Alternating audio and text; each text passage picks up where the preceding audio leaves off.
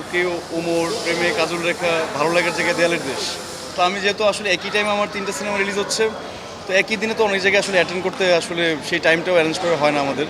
তো আমি ভাবছি যে আসলে আমি কাজল রেখে এসে ওমরের প্রমোশন করবো, ওমরে গিয়ে কাজল রেখার প্রমোশন করবো, দেয়ালের দেশে গিয়ে কাজল রেখার প্রমোশন করবো, কাজল রেখে গিয়ে মানে আমি ক্রস করার ট্রাই করছি। তো আমার মনে হয় যে সবাই যখন আসলে ইউনাইটেড হয়ে আসলে এই জিনিসটা করবে, আমাদের ইন্ডাস্ট্রির জন্য অনেক ভালো হবে। না, আমি বহুরূপী না, একটা রূপে আছি আমার, বাট বহুরূপটা সিনেমা হলে।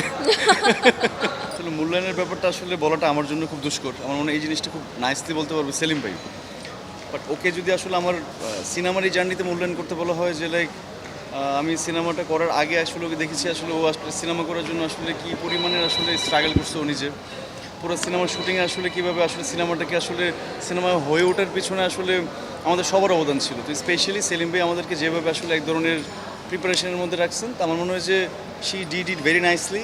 অ্যান্ড আমার মনে হয় যে এই যে এখন কাজল রেখা হয়ে ওঠার যে মানুষ ওকে অ্যাপ্রিসিয়েট করছে, মানুষকে ওকে প্রশংসা, এই মাত্র লিফটে আসার সময় একজন ওনাকে আটকে ধরে রাখছে যে আপনি জানেন না। সো এই জিনিসটাই আসলে অনেক বেশি অ্যাট্রাকটিভ। আমার মনে হয় যে এর জন্যই আমরা কাজ করি।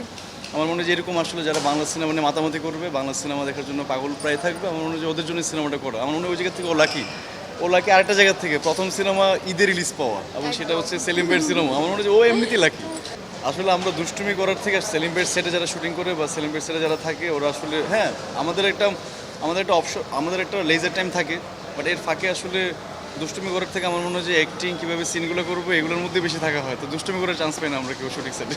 আমার তো এখন ভালো লাগছে। আমার মনে হয় যে এটা একটা বিগেস্ট ফেস্টিভ্যাল যারা হচ্ছে বাংলা সিনেমার প্রেমীদের জন্য। আমি এর আগেও দেখেছি বাংলা সিনেমা দেখার জন্য মানুষ আসলে যেভাবে হলে আসছে, এটা আমরা লাকি যে আমাদের এই জেনারেশনে এসে এরকম একটা অডিয়েন্স পেয়েছি যারা হচ্ছে পাগলের মতো বাংলা সিনেমা দেখেন। এটাই আমার ভালোবাসা। তো আমার মনে হয় যে আমি একটু আগে দেয়ালের দেশের প্রমোশন থেকে আসছি, ওমরের প্রমোশন থেকে আসছি, দেন আমি কাজল লেখে আসছি। তো আমার কাছে খুব ফেস্টিভ্যাল মনে হচ্ছে যে এবারের ঈদটা আমার জন্য অনেক গ্রেট। এবার ঈদে যাদের সিনেমা আসছে সবগুলো সিনেমার জন্য শুভকামনা।